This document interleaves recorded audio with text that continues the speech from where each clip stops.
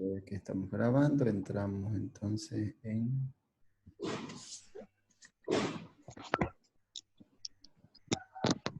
Aquí. Perfecto. Bien.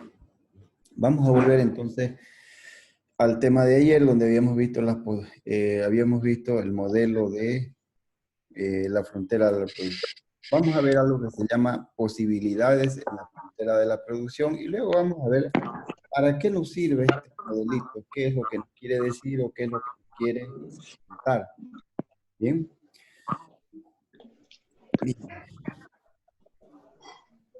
Vamos a suponer que tenemos la frontera de reproducción y tenemos dos productos. Vale decir que en nuestro país solo producimos dos cosas: trigo y minerales. O hacemos o sembramos trigo o extraemos minerales y es todo lo que podemos hacer dentro de nuestro país. Ese es el modelo que tenemos ahora. Esta curva que tenemos aquí representa precisamente, esta curva que tenemos aquí representa a todas las combinaciones posibles que podemos tener de trigo y minería dentro del país utilizando el 100% de todos los factores productivos. ¿Se acuerdan cuáles son los factores productivos, no es cierto? Tierra, capital y trabajo. Vale decir que si agarramos y empleamos a toda la gente que hay en el país, utilizamos todo el capital del país, utilizamos toda la tierra que hay en el país, vamos a encontrar un punto, digamos, donde vamos a extraer una cantidad X de minerales y X de trigo. Y este punto está representado precisamente por esta curva. ¿Ya? Entonces,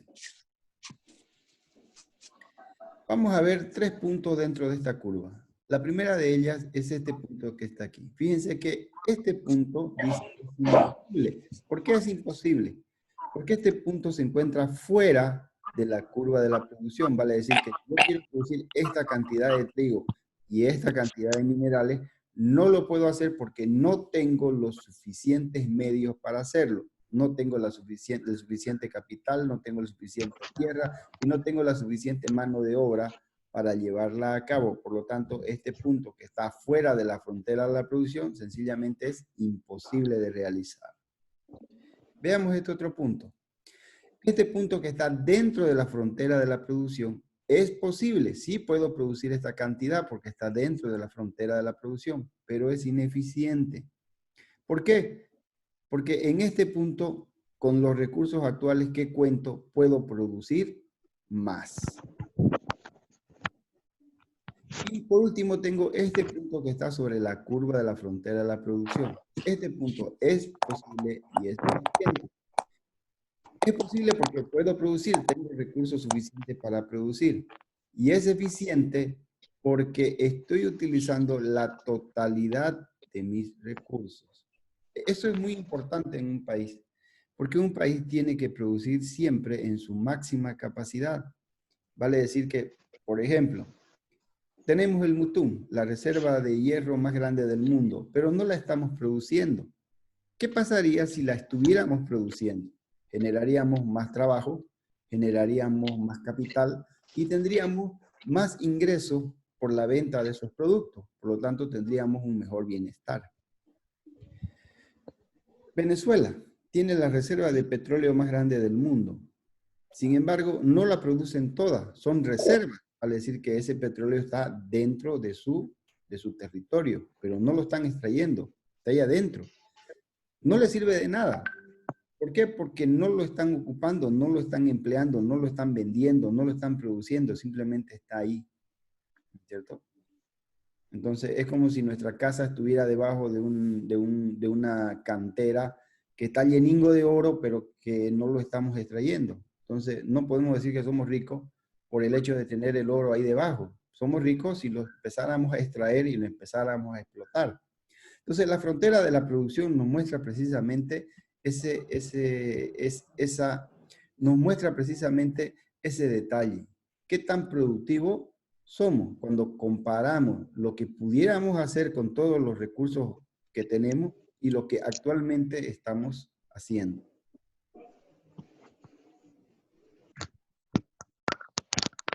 Desplazamiento de la frontera de la producción. Seguimos con nuestro modelo. Tenemos trigo y tenemos minerales. Bien. ¿Qué tendría que hacer?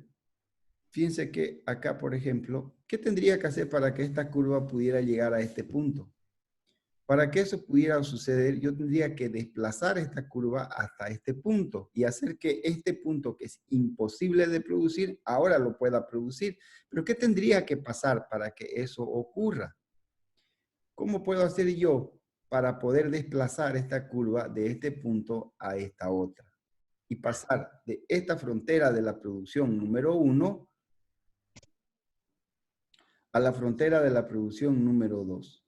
Bueno, el tema es sencillo. Para que yo pueda desplazar la frontera de la producción, tengo que incrementar de alguna manera cualquiera de los tres factores productivos, ya sea incremente la cantidad de trabajo, incremente la cantidad de tierra o incremente la cantidad de capital. Cualquiera de esas tres cosas hará que la curva se desplace. Fíjense que Estados Unidos fue un país que se fundó y que tenía muchísima tierra, ¿no? Pero carecía de capital. Los capitales llegaron de Europa junto con la gente que fue migrando.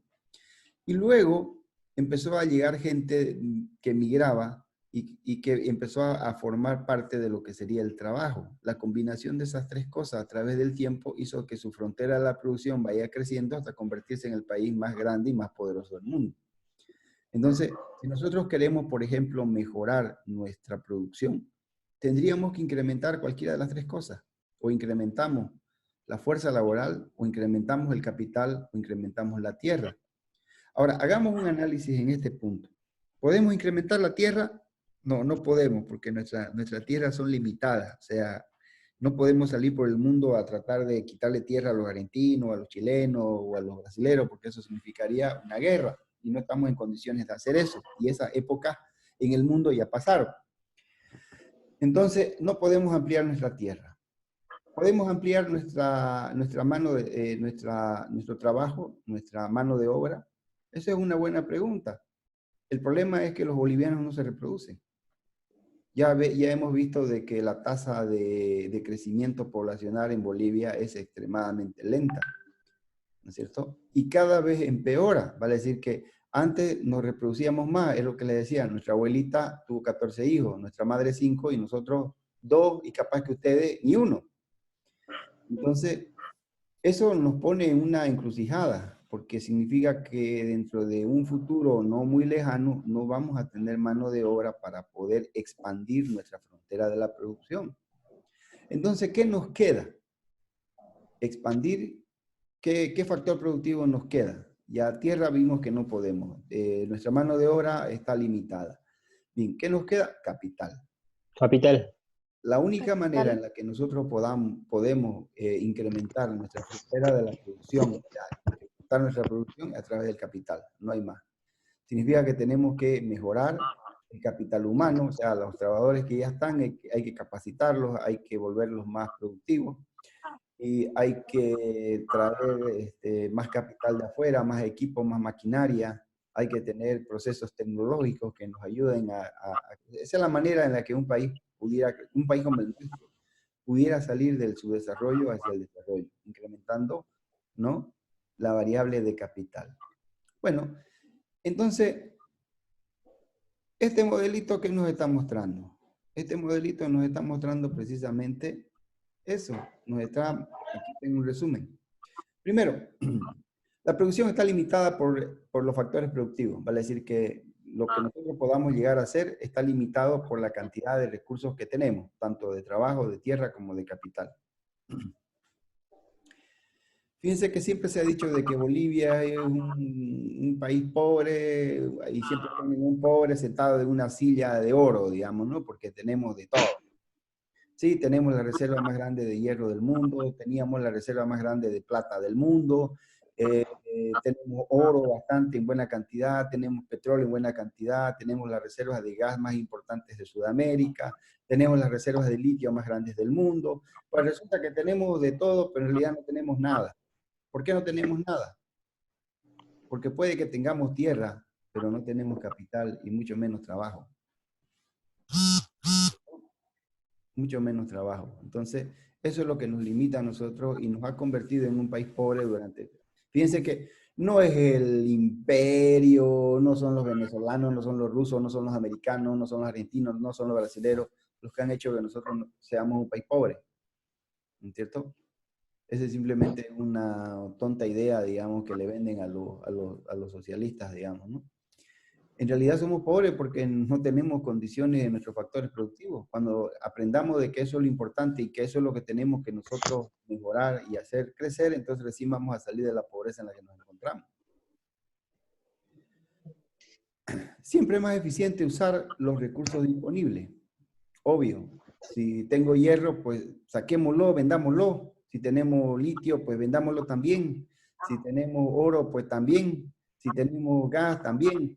Pero ¿saben qué? Es lo que yo siempre digo. Bolivia es un país hermoso. El problema es que está lleningo de bolivianos. Alguna vez la Litco Corporation quería extraer el litio que había en el salar. Los potosinos se opusieron. ¿Por qué? Porque supuestamente era la herencia de sus hijos. Bueno, ahora ya sus hijos están grandes, digamos, y están igualingos de pobres, digamos. No han recibido nada, porque sencillamente no dejaron que la Litco entre y la Litco se fue a Chile. Y en Chile están produciendo litio para venderle a los coreanos para producir baterías, digamos, ¿no? Así de simple. Y esa es la historia de los bolivianos. Para incrementar la producción hay que incrementar los factores productivos. Bien, eso ya lo dejé bien claro. Queremos incrementar la producción, tenemos que incrementar los factores productivos. Incrementamos el capital, incrementamos el trabajo, incrementamos la tierra. No hay más. Bien, vamos a ver ahora dos aspectos teóricos importantes. O sea, la economía está dividida en varias ramas. Una de sus ramas es la teoría económica. Y la teoría económica se la divide en dos, o sea, todos los conocimientos adquiridos de economía, las formulaciones de leyes, todo lo que se sabe de economía se resume en dos grandes ramas, la microeconomía y la macroeconomía. Bien, la microeconomía, ¿de qué está compuesta? La microeconomía es el estudio de lo particular, estudia el comportamiento individual de los agentes económicos, o sea, estudia qué es lo que hacemos nosotros como personas individuales y como agentes económicos. ¿Cómo decido yo qué quiero comprar, cuándo lo quiero comprar, cómo lo quiero comprar? Lo mismo con las empresas. Las empresas de manera individual deciden qué es lo que van a producir, cómo lo van a producir y cuándo lo van a producir, ¿cierto? Entonces, el estudio de ese comportamiento de manera individual es lo que se conoce como microeconomía. ¿Ya? Básicamente estudia el comportamiento de las familias y las empresas. La macroeconomía, como su nombre lo dice, es macro, es grande, estudia lo general. En otras palabras, estudia el comportamiento social y estudia el comportamiento del conjunto de los agentes económicos. De qué manera todos los conocimientos acerca de cómo se comporta la economía a nivel social. Una cosa es cómo se comporta una empresa y otra cosa es cómo se comportan todas las empresas. Y eso es lo que hace y estudia la macroeconomía. Entonces, estudia el comportamiento económico de una región o un país. Esa es la diferencia entre micro y macro. Por eso es que, digamos, cuando se estudia o se lleva una carrera dentro de las áreas sociales, primero estudiamos fundamentos de economía o economía general para saber un poco de todo. Y después ya ustedes van a entrar y van a estudiar microeconomía 1 y 2, macroeconomía 1 y 2, política económica, van a estudiar. Fíjense que muchísimos conocimientos de, básicamente la microeconomía es la base del estudio de la mercadotecnia, de la contabilidad, de los costos, de todas esas cosas. Y en la macroeconomía tenemos qué es lo que pasa, digamos, con el macroentorno, con la política económica, con la política fiscal, con la política monetaria, ¿cierto? ¿Qué pasa con el sistema financiero? ¿Cómo funciona? Todo eso forma parte de la macroeconomía. Bien, ¿tenemos alguna pregunta hasta aquí?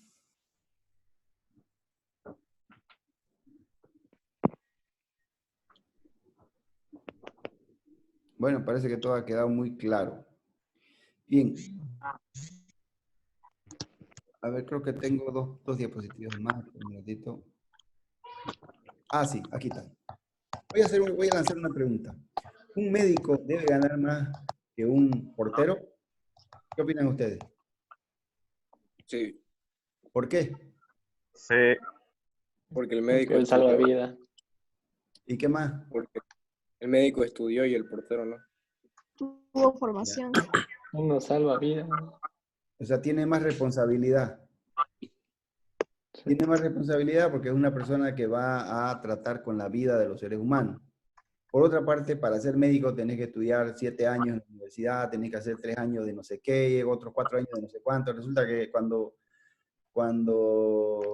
después de 15 años de estudio recién empezás a ejercer y ganar plata como médico. Hasta entonces te dedicaste toda la vida a estudiar, digamos, ¿no? Tus padres tuvieron que mantenerte durante todo ese periodo porque estudiar medicina no podés trabajar, no podés hacer nada, solamente estudias medicina. Entonces, resulta de que la inversión que haces tanto en dinero, en tiempo y en esfuerzo para ser un médico especialista es muy alto.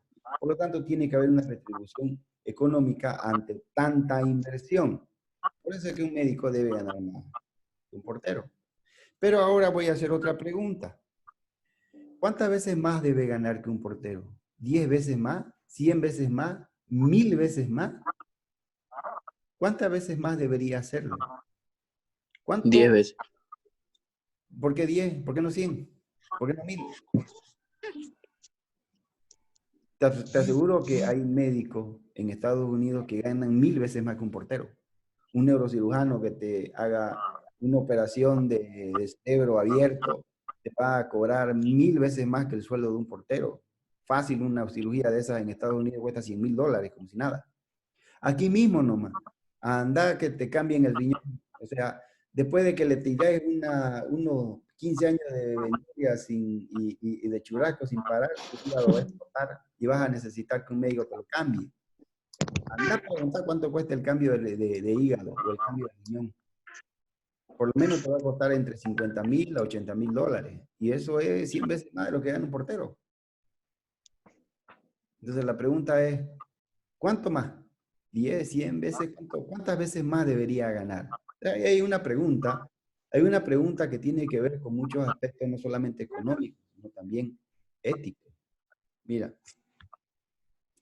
resulta que existe algo que se llama economía positiva. La economía positiva explica el comportamiento de una variable económica, o sea, te dice por qué un médico debe ganar más que un portero. Te dice cómo funciona la economía. Por otro lado, tenemos la economía normativa.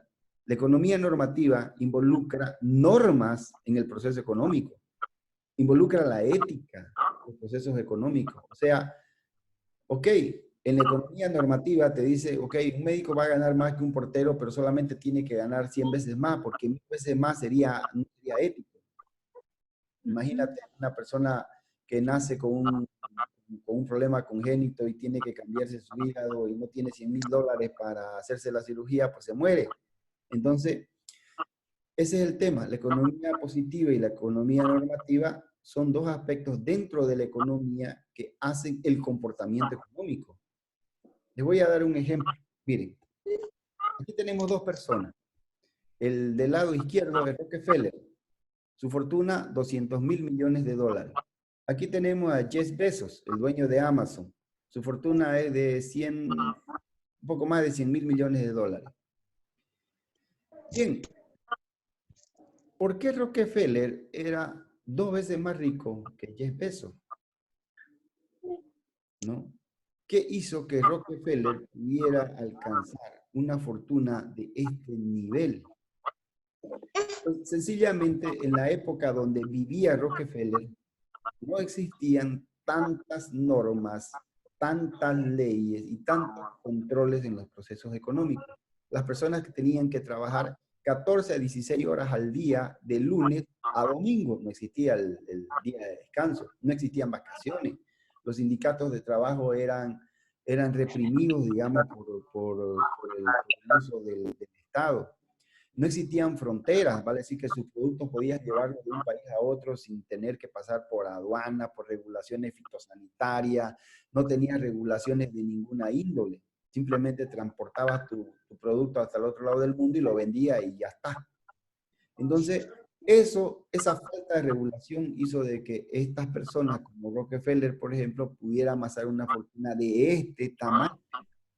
Fíjate que es una persona donde donde él vendía su producto y atendía sus servicios en un determinado país con muchas limitantes. No había internet, no habían aviones, te podías mover en tren, te podías mover en barco y eso era todo. Y sin embargo, Amazon más plata que Jeff Bezos dentro de un mundo digital y completamente globalizado. Jeff Bezos le puede vender productos a todas partes del mundo en cuestión de minutos, horas, en cuestión de días. Sin embargo, Rockefeller no tenía esa posibilidad. La diferencia radica precisamente en eso, en que aquel entonces las normativas y las regulaciones económicas no eran tan fuertes y tan poderosas como son ahora. No había el control del monopolio. Aquel entonces el monopolio era lo común, ahora el monopolio es prohibido. Entonces, esa es la diferencia entre economía positiva y economía normativa. Y la combinación de ambas hacen al entender economía. Bien, si el tiempo nos limita y nos corta, podemos, o sea, si se corta la clase por un tema de tiempo, ustedes entran al link otra vez y se vuelven a meter otra vez en la reunión, ¿ya? Y podemos seguir otros 40 minutos más, por si acaso. ¿Listo? Bien. ¿Preguntas hasta aquí?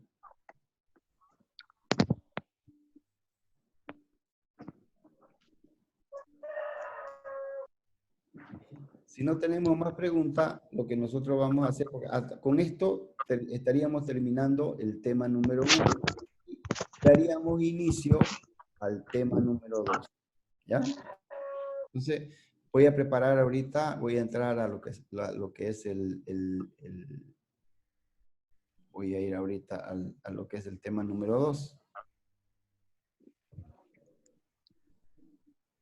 Ahí está. ¿Alguna pregunta sobre el tema, jóvenes? No. Quiero aclarar algo, Lisen. Quiero que me aclare. La economía normativa es la que involucra la economía según las normas, ¿cierto? Involucra la ética. El comportamiento ético. Claro, lo que pasa es que la ética es la que te determina las normas. O sea, las normas no son creadas solamente por la imaginación de un tipo. Las normas son creadas precisamente porque están determinando o están tratando de limitar el comportamiento de una persona dentro de un proceso económico. Por ejemplo, ¿existe alguna norma para que, a ver, puedes tomarte un vaso de mocochinche en una esquina? Puedes, ¿no? Sí. ¿Y por qué no existe una ley que te lo prohíba? ¿Cómo? O sea, ¿puedes tomar mocochinche en una esquina? Sí. ¿Y por qué no existe una ley que te lo prohíba? Porque es normal. Porque no le estás haciendo daño a nadie. Tomarte un vaso de mocochinche en una esquina no le estás afectando el derecho ni las voluntades de nadie. Entonces, ¿por qué tendrías que regular algo así? No estás perjudicando a nadie.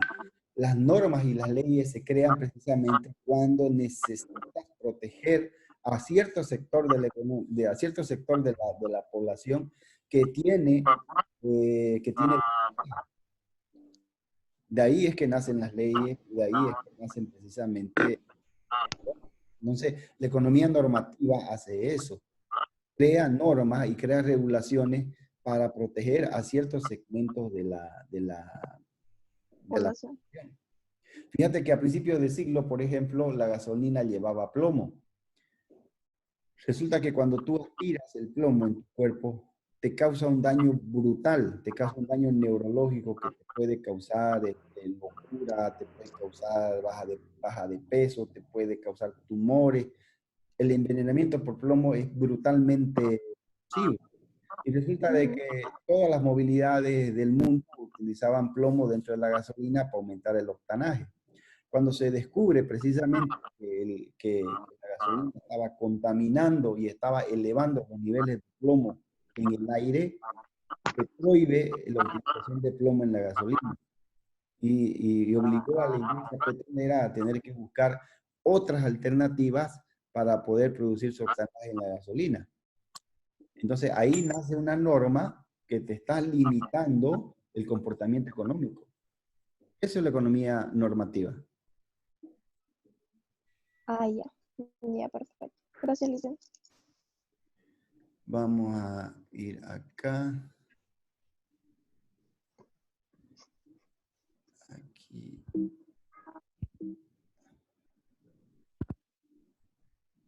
Ok, vamos a entrar al tema número...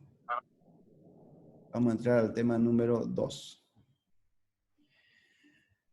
Bien. Aquí tenemos el tema número 2. Bien. ¿Qué vamos a ver en el tema número 2? Vamos a ver un tema fascinante que se llama cómo funcionan los mercados.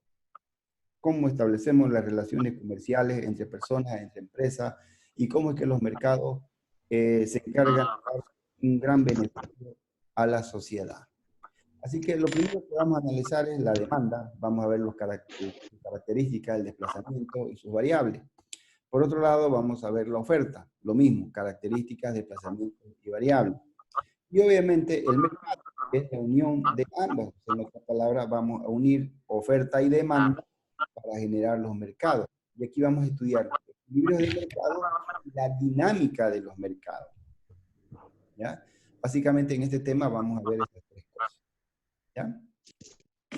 Entrando en temática, entonces, vamos a ver la producción y el comercio.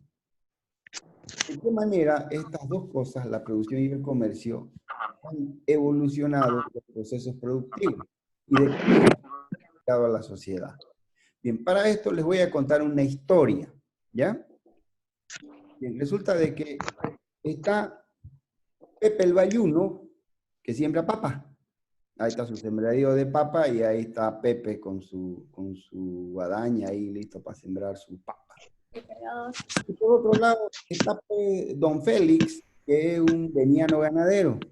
¿Listo? ¿Ya? Entonces, ok. Está Félix Soleto ahí con su ganado en el Beni y está Don Pepe que tiene su sembradío de papa en los valles. ¿Listo? Pues resulta de que el veniano dice produce 70 kilos de carne, pero necesita papa, así que siembra una parcela y produce 20 kilos de papa al día. En otras palabras, el veniano produce 70 kilos de carne y 20 de papa. O sea, en otras palabras, él produce carne y también produce algo de papa porque él no le gusta comer la carne pura y en realidad debería comerla con yuca, pero bueno, ya necesita comprar papa, así que le voy a poner papa. ¿Ya? Ok. El bayuno, Don Pepe, produce 100 kilos de papa, pero necesita carne, así que produce 10 kilos de carne al día. Tiene sus vaquitas, en otras palabras. También tiene algo de ganadería, en otras palabras, tiene poca carne, pero mucha papa. ¿De acuerdo? Bien. Entonces, resulta que el veniano es muy inteligente, todos los venianos somos inteligentes, y muchos de ellos estudiamos economía, así que habla con el bayuno y le dice, oye, escúchame, no vas a producir más carne, le dice, ¿no? Solamente vas a producir papa. Yo voy a producir carne y yo no voy a hacer papa. Entonces luego yo te voy a intercambiar carne por papa. Los bayunos pues son desconfiadísimos, ¿no ves? Y además son platistas. No conozco bayuno yesca, digamos, todingo yo no lleningue plata. Entonces resulta que el bayuno lo mira escéptico y le dice, ¿por qué tendría que hacerlo, digamos? Y como son muy desconfiados, quiere saber dónde está el beneficio de hacer eso. Así que el veniano le explica lo siguiente y le dice, si yo solo produzco carne y dejo de perder el tiempo para producir papa, y vos solamente producís papa y dejás de perder el tiempo produciendo carne, ¿no? Yo te voy a dar, ¿no? Fíjense que, perdón, yo te voy a dar, le dice, más carne de la que actualmente estás produciendo. Y vos me vas a dar a mí más papa de la que yo produzco. Y ambos vamos a salir beneficiados. ¿Qué creen ustedes de esto?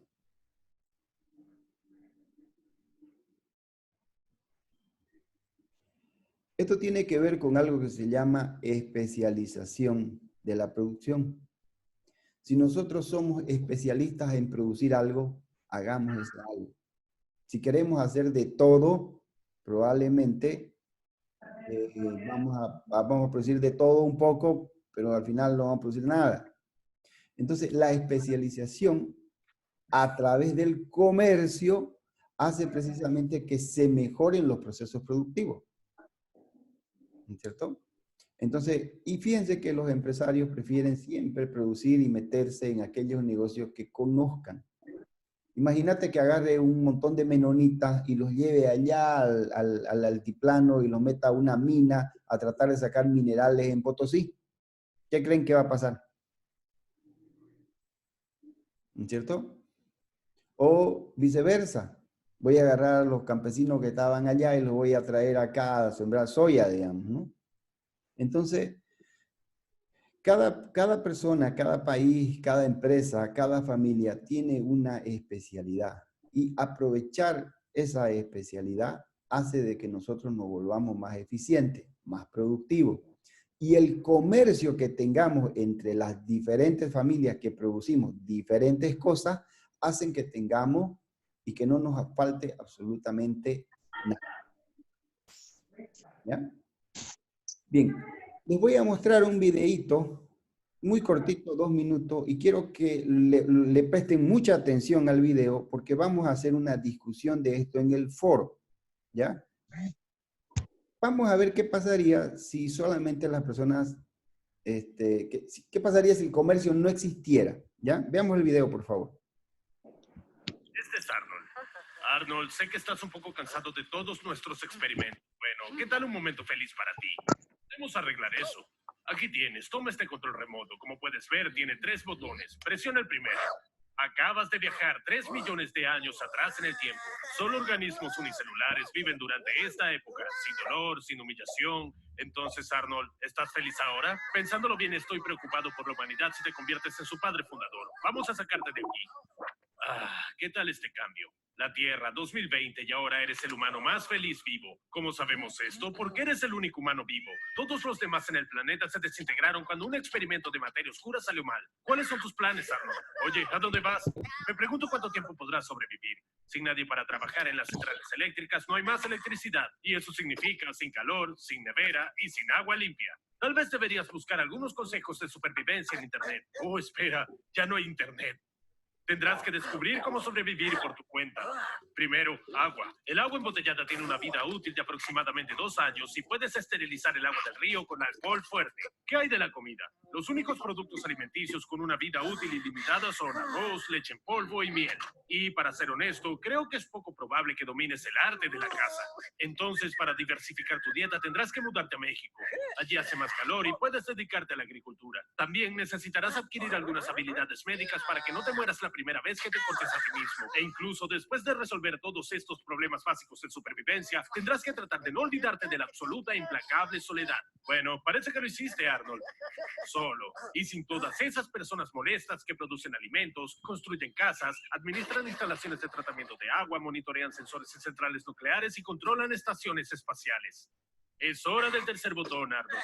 Y todavía tienes 2 dedos para presionarlo. Bien. ¿Qué pudimos observar en este video? A ver, ¿quién me dice algo? Por favor, temas económicos, ¿ya? Que sin economía no se mueve el mundo. O sea, no hay trabajo, no hay... No, no es sin economía, fíjate bien. ¿Qué es lo que está, Necesitamos a los demás para poder salir adelante. qué es lo que está pasando con Arnold? Arnold es el único dueño de todos los factores productivos, dueño de toda la tierra, dueño de todo lo que hay. Pero ¿cuál es el problema? Él tiene una capacidad limitada por la frontera de su producción, ¿no es cierto? ¿Sí? Y resulta de que no tiene comercio, no tiene mercado y no tiene más familia. Entonces, él solamente va a vivir para sobrevivir. Para que la humanidad pueda prosperar, necesita de otros seres humanos y necesita de la especialización. Un grupo de la sociedad se encargará de hacer estaciones espaciales, otro grupo de la sociedad se encargará de producir carne, otro grupo de la sociedad se encargará de hacer papas, otro grupo se encargará de hacer casa, otro se encargará, ¿no es cierto?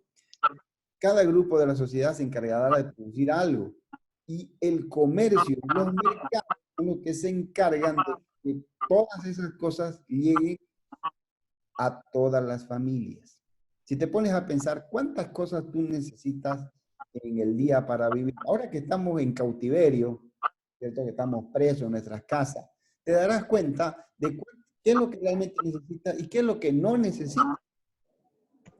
Imagínate qué pasaría si de repente mañana se mueven todos los decretos de coronavirus y deja de haber energía eléctrica. ¿Se han puesto a pensar qué pasaría en esta cuarentena si no hubiera electricidad?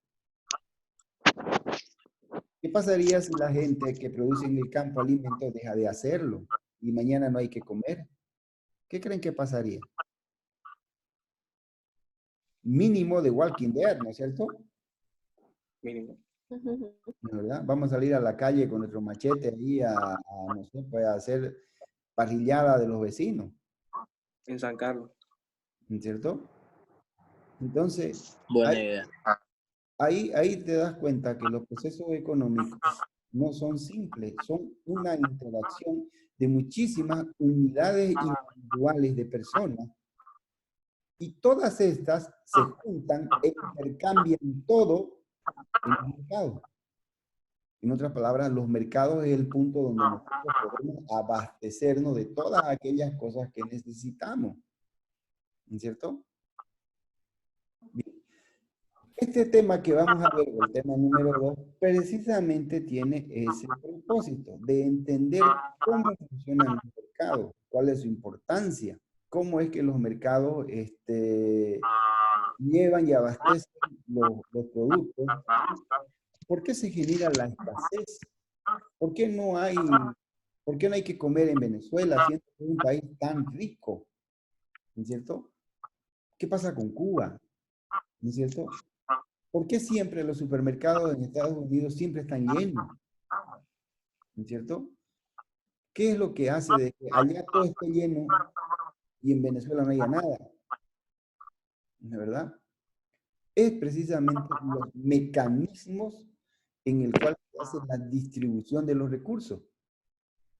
Esa distribución resulta ser de que a través de la historia económica del mundo, el capitalismo se convirtió en la más eficiente de todos los modelos para distribuir los recursos.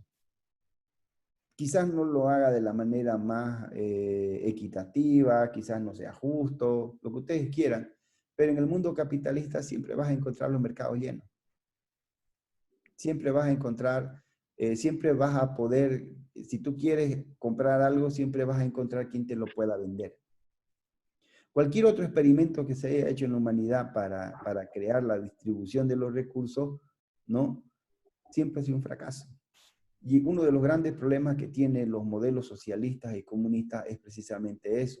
Como ellos son los que deciden qué cosa es lo que la gente debería tener, pues resulta de que muchas de las cosas que necesita, pues no las tiene. ¿Por qué? Porque alguien consideró que no era necesario que las tenga. Entonces,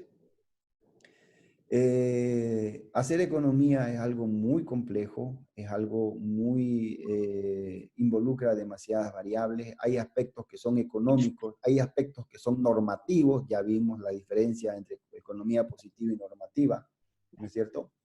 Entonces, el mercado está plagado de esas cosas, ¿no es cierto?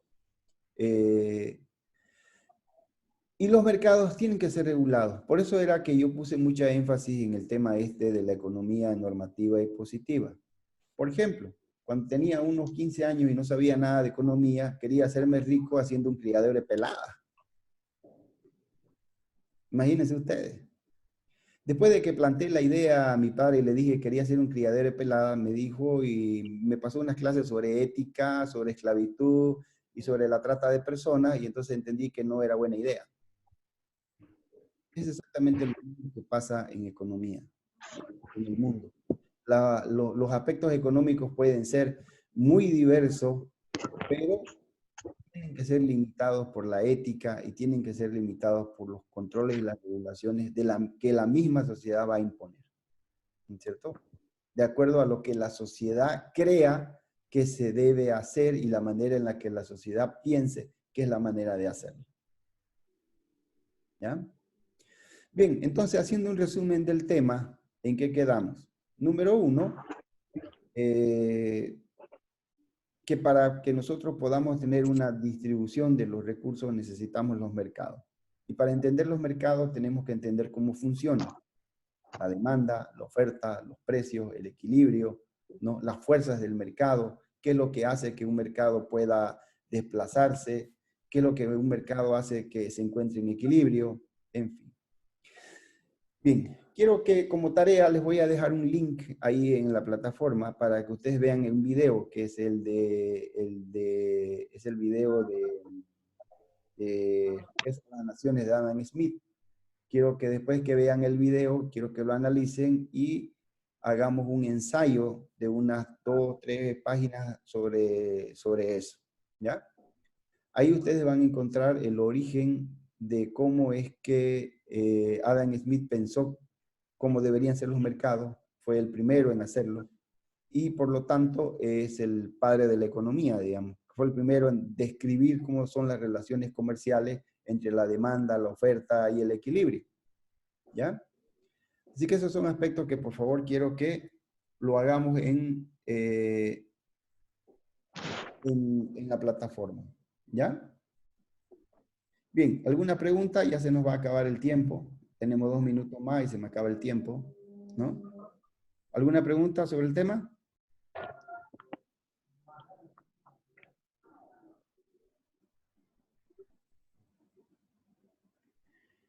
Bien, ok, perfecto. Si no hay más preguntas, entonces vamos a continuar nuestra clase el día lunes, ¿correcto? Sí, dicen, Sí. ¿a las 3 igual?